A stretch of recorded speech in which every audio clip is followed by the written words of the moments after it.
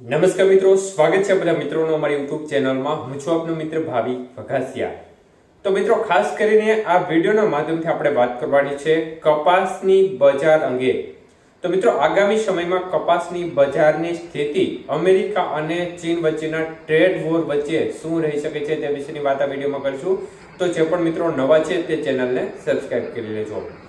તો મિત્રો, ગુજરાત લેવલની વાત કરીએ તો આ વખતે આપણે સ્થિતિ જોઈ છે કે જે પાછોતરા વરસાદ છે તે કપાસને એક પ્રકારે મોટું નુકસાન કર્યું છે, જેને કારણે જે ઉતારો છે તેમાં ચોક્કસપણે ઘટ આવવાની શક્યતાઓ દેખાય છે। કારણ કે આ વરસાદ થયો, જે છેલ્લો વરસાદનો રાઉન્ડ ગયો તેની પહેલા એકંદરે કપાસના રૂપ હતા તે ખૂબ જોરદાર હતા, પરંતુ જે આ વરસાદ થયો છે તેમના કારણે મોટી નુકસાની ખેડૂત મિત્રોને આવી છે અને જે ઉતારા છે તેમાં પણ મોટો કાપ મુકાય તેવી શક્યતાઓ દેખાય છે। પરંતુ આ વચ્ચે મિત્રો અત્યારે બજાર એકંદરે 1400-1500 આજુબાજુ જોવા મળી રહી છે। નબળી ક્વોલિટીમાં 1000 થી લઈ 1200 સુધીના ભાવ જોવા મળી રહ્યા છે અને સારી ક્વોલિટીમાં 1400 થી 1600 રૂપિયા સુધી અમુક યાર્ડોમાં બજાર જોવા મળી રહી છે।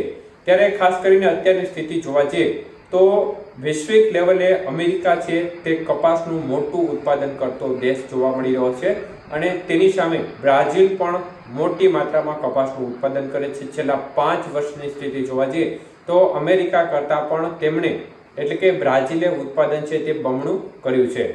તો અમેરિકા છે તે વિશ્વનો સૌથી મોટો કપાસ નિકાસ કરતો દેશ છે અને ચીન છે તે સૌથી વધુ કપાસની આયાત અમેરિકા દ્વારા કરતો હતો, મતલબ કે અમેરિકામાંથી કરતો હતો, એટલે મોટો આયાતકાર દેશ ચીન છે। ત્યારે બંને દેશો વચ્ચે એક પ્રકારે રાજકીય ઉથલપાથલ જોવા મળી રહી છે અને એક પ્રકારે ટ્રેડ વોર ચાલી રહ્યો છે। ડોનાલ્ડ ટ્રમ્પે ચીન ઉપર 100% જેટલો તોતિંગ ટેરિફ રેટ ફરીથી લગાડી દીધો છે, જેના વચ્ચે બંને દેશો વચ્ચે એક પ્રકારે ઘર્ષણનો માહોલ બનેલો છે। પરંતુ ચીન પણ નબળું મૂકે તેવું છે નહીં, કારણ કે તે પણ ડોનાલ્ડ ટ્રમ્પની સામે પડે તેવી સ્થિતિ અત્યારે બની રહી છે અને ચીન પણ ઝૂકવાના મૂડમાં કોઈ પણ પ્રકારે હળવાશમાં લે તેવું છે નહીં। એ પણ સતત વળતો પ્રહાર ચોક્કસપણે કરશે, જેના પરિણામે અમેરિકા અને ચીનના સંબંધો છે તે બગડશે અને તેની સીધી અસર એવી થશે કે અમેરિકાનો જે કપાસ છે તે નિકાસ થતો હતો, ચીનમાં મોટા ભાગે કપાસ મોટા પ્રમાણમાં નિકાસ થતો હતો, તે નિકાસ છે તે ઓછી થઈ જશે અથવા તો ખૂબ ના બરાબર થઈ જશે અને ચીનને બ્રાઝિલ તરફ વળી અને ત્યાંથી કપાસની ખરીદી કરે તે પ્રકારની શક્યતાઓ દેખાય છે। તો આ સંજોગોમાં સ્થિતિ એવી બનશે કે અમેરિકાનો કપાસ છે તેમનો સ્ટોક ત્યાં વધુ પડ્યો રહેશે, જેના પરિણામે અમેરિકાનો જે ન્યુયોર્ક વાયદો છે તે તૂટવાની શક્યતાઓ દેખાય છે।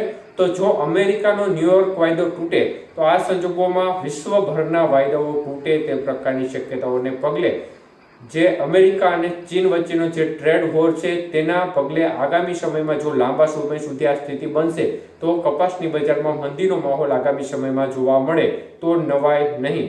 આ પ્રકારની સ્થિતિ અત્યારે દેખાઈ છે અને ખેડૂત મિત્રો માટે ખાસ કરીને આ જે ટ્રેડ વોર છે તે ચોક્કસપણે નુકસાનકારક પણ સાબિત થઈ શકે છે।